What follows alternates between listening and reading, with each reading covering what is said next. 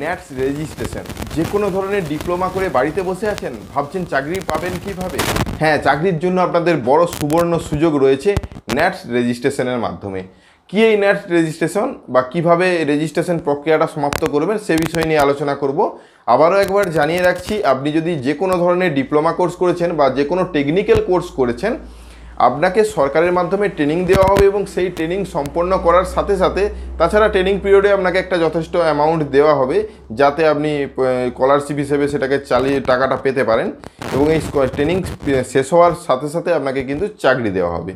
তো এই ট্রেনিংগুলো দেওয়া হবে নির্দিষ্ট কোম্পানির তরফ থেকে, কিন্তু এই আয়োজন করা হচ্ছে সরকারের মাধ্যমে।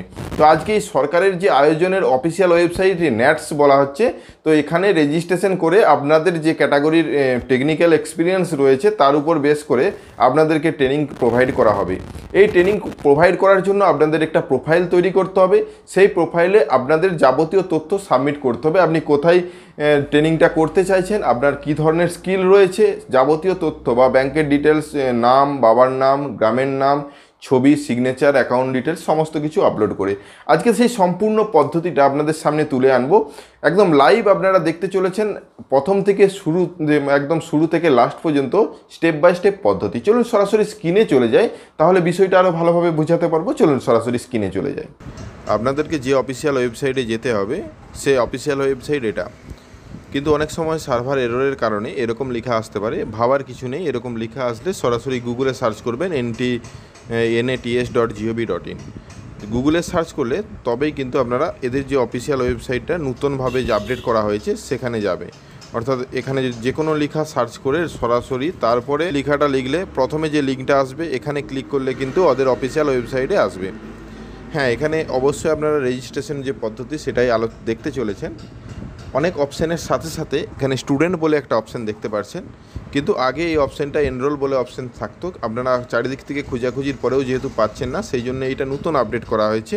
তো স্টুডেন্টে ক্লিক করবেন। স্টুডেন্টে ক্লিক করার সাথে সাথে এখানে স্টুডেন্ট রেজিস্টার যে অপশানটি পাবেন, হ্যাঁ, যারা অলরেডি রেজিস্ট্রেশন করেছেন তারা আইডি পাসওয়ার্ড দিয়ে স্টুডেন্ট লগ ইন অপশানে ক্লিক করে আপনারা লগ ইন করতেই পারেন, আপনাদের ডিটেলস এডিট করতেই পারেন। তো যেহেতু প্রথম থেকে আমরা দেখাবো, তো স্টুডেন্ট রেজিস্ট্রেশনে ক্লিক করলেন।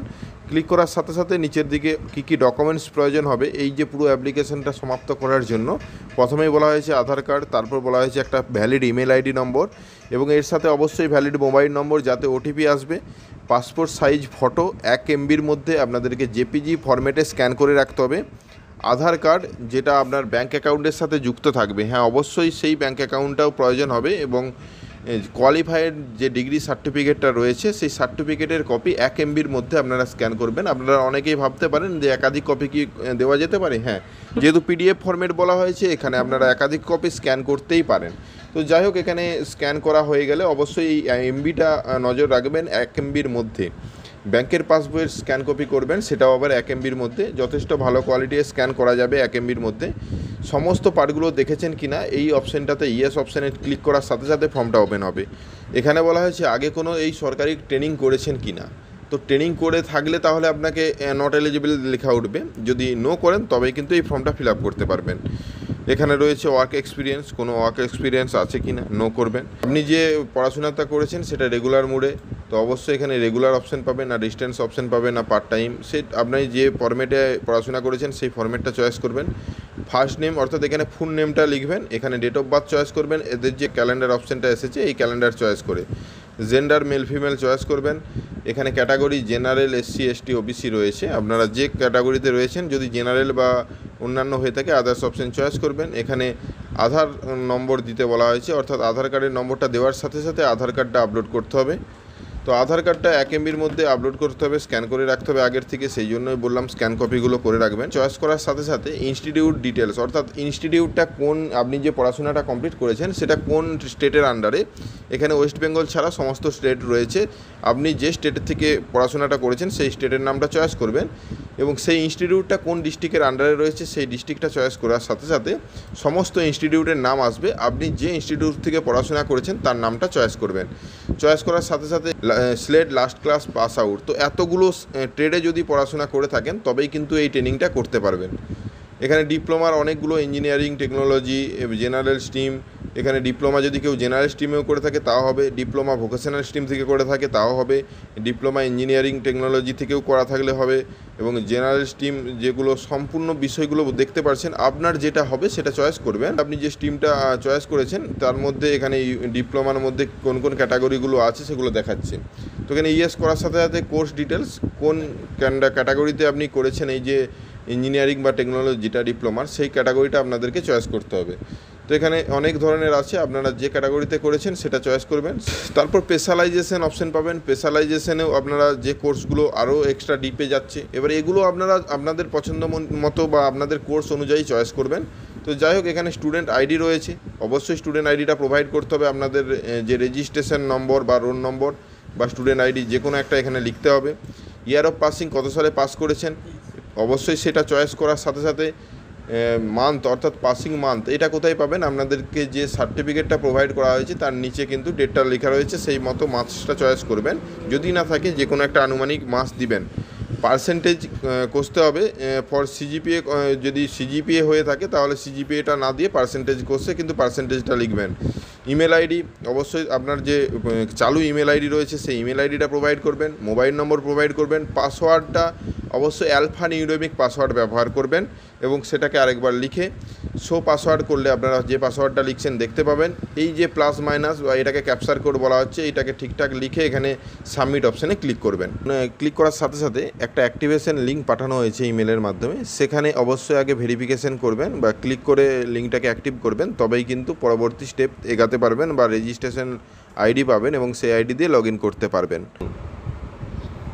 দেখুন এরকম লেখা উঠবে ইওর অ্যাকাউন্ট ইজ অ্যাক্টিভেট, অর্থাৎ আপনি লিঙ্কটাকে অ্যাক্টিভ করতে পেরেছেন। তো এখানে ইমেল আইডি এবং পাসওয়ার্ড তারপর ক্যাপচার কোড দিয়ে লগ ইন করবেন। ইমেল আইডি অবশ্যই আপনারা জানেন আপনার ইমেল আইডিটা, এবং পাসওয়ার্ড যেটা তৈরি করেছেন দিয়ে লগ ইন করুন। লগ ইন করার সাথে সাথে সমস্ত ডিটেলসটা ফিল করতে হবে। বেসিক ডিটেলস ফিল হয়ে গেছে, education details, communication information, training performance, তারপর ব্যাঙ্ক ডিটেলস। এই যে টোটাল 5টা স্টেপ রয়েছে, এই 5টা স্টেপ আপনাদেরকে ফুলফিল করতে হবে। প্রথমেই পাসপোর্ট সাইজ ফটো আপলোড করতে বলা হচ্ছে জেপিজি ফরম্যাটে। নাম বা জন্ম তারিখ, কোন মেল ফিমেল, জেনারেল কাস্ট না, সমস্ত ডিটেলসগুলো থাকছে। শুধুমাত্র এখানে মায়ের নাম বাবার নাম আলাদা করে লিখতে বলা হচ্ছে। আধার নাম্বারের লাস্ট 4টা সংখ্যা দেখতে পাচ্ছেন। এখানে চাইলে আপনি ভিউ আধার কার্ডটা যে আপলোড করেছেন সেটা দেখতে পারেন। নিচের দিকে মাইনরিটি স্ট্যাটাস, আপনি মাইনরিটি ক্যাটাগরির অন্তর্ভুক্ত কিনা, ইয়েস অথবা নো। এখানে এই অপশানটা করার পর পিডব্লিউ কিনা সেই অপশানটা চয়েস করবেন। নিচের দিকে ইমেল আইডি মোবাইল নম্বর থাকবে, সেভ অ্যান্ড কন্টিনিউয়ে ক্লিক করবেন। সাবমিট করার পর আসবে এডুকেশন ডিটেলস। এডুকেশন ডিটেলসটা আপনারা এখানে কিছু তথ্য দেওয়া রয়েছে, এগুলো আগের থেকে পড়ে নেবেন। প্রথমে এখানে বলা হয়েছে স্টেট ইনস্টিটিউট বডি, অর্থাৎ কোন আগের থেকে যেটা চয়েস করেছেন আপনার ইনস্টিটিউটটা কোন ডিস্ট্রিক্টের মধ্যে রয়েছে, যা যা চয়েস করেছেন সেই ইনস্টিটিউটের নাম পর্যন্ত আসবে। সমস্তগুলোই আগের থেকে ফিল থাকবে, এগুলো শুধুমাত্র ভেরিফিকেশন করবেন। নিচের দিকে আপনি নিচের দিকে যে পার্টটা অর্থাৎ যেটা আপলোড করতে হবে এডুকেশন ডিটেলস হিসেবে, সেটা কিন্তু এখানে আপলোড করতে হবে, আগের থেকে স্ক্যান করে রাখবেন। নিচে একটা লেখা রয়েছে ডিপ্লোমা ইঞ্জিনিয়ারিং, যেহেতু আমার ক্ষেত্রে রয়েছে আপনারা আপনাদের মতো করে লিখবেন, সেটাই কিন্তু এখানে লেখা থাকবে।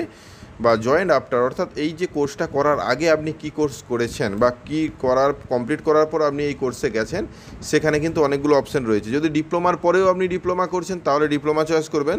তাছাড়া এইচএসের পর বিশেষ করে অনেকেই যায়, বা মাধ্যমিকের পর আপনারা যদি অন্য কোর্স করছেন, অর্থাৎ যে আগে যা পড়াশোনা করেছেন সেটা কিন্তু চয়েস করবেন। তার ডিটেলস সম্পূর্ণ নিচে দিতে হবে। আমি আমার ক্ষেত্রে এইচএস হবে, হায়ার সেকেন্ডারিটা চয়েস করলাম, এবং এইচএস কোন স্টেট থেকে পড়েছেন এবং কোন ডিস্ট্রিক্টের আন্ডারে, কোন ইনস্টিটিউট থেকে বা স্কুলের নাম বা বোর্ডের নাম, সম্পূর্ণ ডিটেলসগুলো ভালোভাবে ফিল করবেন। এনরোলমেন্ট নম্বর, দেখুন এখানে কিন্তু এই পার্টগুলো স্টার মার্ক নেই, আপনি চাইলে এই পার্টগুলো স্কিপ করতে পারেন বা শুধুমাত্র নাম, স্কুলের নাম এগুলো লিখতে পারেন, কিন্তু এর ক্ষেত্রে দেখুন স্টার মার্ক রয়েছে। এখানে জেনারেল স্কিল যে অপশানটা রয়েছে, skill 1, skill 2, space is not allow, অর্থাৎ এখানে কোনো স্পেস ছাড়াই এই স্কিল 1, স্কিল 2গুলো লিখতে হবে এবং লেখার পর সাবমিট করতে হবে। এই যে সাবমিট অপশানটা তখনই আসবে যখন এখানে ক্লিক করবেন। তারপরে দেখুন তারপরে কমিউনিকেশন ইনফরমেশন, অর্থাৎ আপনার সাথে যোগাযোগ করার যে ধারণা, যেটাকে আমরা অ্যাড্রেস বলে থাকি। তো প্রথমেই রয়েছে পার্মানেন্ট অ্যাড্রেস, এখানে পিনকোড প্রথমেই দেওয়া রয়েছে, পোস্ট অফিস, অর্থাৎ এখানে চয়েস আসবে। পিনকোড দেওয়ার সাথে সাথে সমস্ত পার্টগুলো চয়েসিংয়ে আসবে স্টেট পর্যন্ত। তারপর এই অ্যাড্রেসের ঘরটাতে আপনারা ভিলেজ, পোস্ট, পুলিশ স্টেশন এই পর্যন্ত লিখে দিবেন আপনাদের যেভাবে টাইপ করেন। লেখার পর যদি প্রেজেন্ট অ্যাড্রেস এবং পার্মানেন্ট অ্যাড্রেস একই হয়ে থাকে এই যে অপশানটাতে টিকমার্ক দিয়ে দিবেন, তাহলে কিন্তু এই ঘরটা অটোমেটিক ফিল হবে। নাহলে আপনারা আলাদাভাবে লিখতে পারেন। লেখার পর সেভ অ্যান্ড কন্টিনিউয়ে ক্লিক করবেন। দেখুন এরপরে রয়েছে ট্রেনিং প্রিফারেন্স, অর্থাৎ আপনারা যে স্টেট থেকে বিলং করছেন বা অন্য স্টেটে যেও ট্রেনিংটা করতে পারেন সেই স্টেটগুলো চয়েস করবেন পরপর, এবং সেখানে কোথায় কোন ডিস্ট্রিক্টে নিতে চাইছেন সেগুলো কিন্তু এখানে চয়েস করবেন। আপনার প্রথম চয়েস কি, সেকেন্ড চয়েস কি, থার্ড চয়েস কি। একইভাবে এখানে ফিল্ড প্রিফারেন্সে আপনি কিসের উপর ট্রেনিংটা নিতে চাইছেন, টোটাল 3টে ঘর রয়েছে। আপনার ফার্স্ট, সেকেন্ড এবং থার্ড এইভাবে আপনারা চয়েস করবেন। এখানে অনেকগুলো অপশান রয়েছে, আপনারা যে ফিল্ডে এটা ট্রেনিংটা নিতে চাইছেন সেটা চয়েস করবেন। তো যাই হোক, এই বিষয়টা আপনারা বোঝার পর সেভ অ্যান্ড কন্টিনিউয়ে ক্লিক করবেন। সম্পূর্ণ পার্টটা সেভ হয়ে যাওয়ার পর লাস্টে ব্যাঙ্ক ডিটেলস প্রোভাইড করতে হবে। প্রথমে আইএফএস কোড প্রোভাইড করবেন, তারপরে এখানে ব্রাঞ্চের নাম অটোমেটিক আসবে, কোন ব্যাঙ্ক সেগুলো কিন্তু চয়েসিংয়ে আসবে আইএফএসসি কোড দেওয়ার সাথে সাথে। অ্যাকাউন্ট হোল্ডার নেম, অর্থাৎ যে আবেদনকারী তারই এটা হওয়ার কথা, তো অ্যাকাউন্ট হোল্ডার নেম এবং অ্যাকাউন্ট নাম্বারটা সঠিকভাবে লিখবেন। ব্যাংকের পাসবইটা আগের থেকে স্ক্যান করে রাখবেন, সেটাকে আপলোড করে সেভ অ্যান্ড প্রিভিউয়ে ক্লিক করবেন। এতক্ষণ ধরে যা যা ফিল করে এসেছেন সম্পূর্ণ ডিটেলস এখানে দেখতে পাবেন, অর্থাৎ এটা প্রিভিউ পার্ট, এটা ভালোভাবে দেখবেন। এখনও চাইলে এডিট করা যাবে। ব্যাঙ্ক ডিটেলস যেখানে রয়েছে তার নিচে রয়েছে edit option, print option, final submit option. আপনারা চাইলে প্রিন্ট করেও দেখতে পারেন ভুল আছে কিনা, পরে এসে সাবমিট করতে পারেন। এখানে নিচে যে সমস্ত টিকমার্ক, অর্থাৎ যেটা ডিক্লারেশন বলা হচ্ছে, যে যা যা তথ্য দিয়েছেন সব ঠিক আছে, সেখানে ডিক্লারেশনটা টিকমার্ক করার সাথে সাথে ফাইনাল সাবমিটের অপশান পাবেন এবং ফাইনাল সাবমিটে ক্লিক করবেন। ফাইনাল সাবমিটে ক্লিক করার সাথে সাথে আপনার নামে একটি প্রোফাইল তৈরি হবে, যেখানে এনরোলমেন্ট নম্বর দেখতে পাচ্ছেন, এটাই হলো আপনার আইডি, অর্থাৎ যে প্রোফাইলটা রেডি করছেন তার যে টোটাল যে ক্যাপাসিটি এর মধ্যে কি রয়েছে, বা এখানে প্রথমেই নাম ডিটেলস উঠছে। আপনি চাইলে এখনও প্রোফাইলটাকে এডিট করতে পারেন, নতুন কিছু অ্যাড করতে পারেন। এটা আপনার প্রোফাইলটা রেডি হলো। এখানে সবগুলোই জিরো হয়েছে শর্ট লিস্টের, অর্থাৎ এখন পর্যন্ত এই প্রোফাইলটা এইমাত্র রেডি হয়েছে। তারপর কোথা থেকেও যদি এখানে কিন্তু এখানে লগ ইন করে দেখবেন যে কোথাও আপনি চান্স পেয়েছেন কি না, সেখানে তাদের সাথে যোগাযোগ করতে হবে। সেগুলো প্রথমে এখানে আসবে, তারপর শর্ট লিস্ট হবে, তারপর ইন্টারভিউ কল পাবেন, তারপরে সিলেক্টেড হবেন। তারপর এবারে সিলেক্টেড হওয়ার পর এই সমস্ত ডিটেলসগুলো কিন্তু কাউন্ট হতে হতে থাকবে, সেগুলো কিন্তু দেখবেন। তো প্রথমের ঘরটায় অনেকগুলো আসবে কয়েকদিনের মধ্যে, তো এইগুলো অবশ্যই লগ ইন করে আপনারা দেখবেন। যারা এই ক্যাটাগরিতে ট্রেনিং নিতে চাইছেন তাদের জন্য একটা ভালো সুখবর। নিচের দিকে নামিয়ে নিয়ে গেলে এখানে আপনাদের যে ক্যাটাগরি বা যে কোয়ালিটি দিয়ে আপনারা এই ফর্মটি ফিল আপ করেছেন তার এগেনস্টে অনেকগুলো কোম্পানির তরফ থেকে অফার আসবে। এটাকে অফারই বলা চলে। অ্যাপ্লাই করতে পারেন যে আপনি এটাতে অংশগ্রহণ করতে ইচ্ছুক। তো এখানে অ্যাপ্লাই করলে সেখানে তাদের কাছে ভেরিফিকেশন হবেন ডকুমেন্টস, তারপর তাদের দ্বারা যদি অ্যাকসেপ্ট করা হয় তখন কিন্তু সেখানে ট্রেনিং করতে পারবেন। তো যাই হোক, এই প্রোফাইলটা রেডি করা নিয়ে আজকের আমাদের ভিডিও ছিল। আপনারা প্রত্যেকেই বুঝে গেছেন কিভাবে প্রোফাইলটা তৈরি করবেন। ধন্যবাদ। আশা করি আজকে যে ন্যাটস রেজিস্ট্রেশন সম্বন্ধে ভিডিওটা ছিল এ বিষয়ে আপনাদের কিছুটা হলেও বা রেজিস্ট্রেশন করার পদ্ধতিটা ভালোভাবে বোঝাতে পেরেছি। যদি কিছু জানার থাকে অবশ্যই কমেন্ট সেকশানে জানান, আমরা চেষ্টা করব সঠিক ইনফরমেশন দিয়ে সাহায্য করার। যদি ভিডিওটা ভালো লাগে অবশ্যই শেয়ার করবেন। হ্যাঁ, যদি আমাদের চ্যানেলে নতুন এসেছেন চ্যানেলটাকে সাবস্ক্রাইব করবেন, পাশের দেওয়া বেল আইকনটা ক্লিক করতে ভুলবেন না পরবর্তী নোটিফিকেশন পাওয়ার জন্য।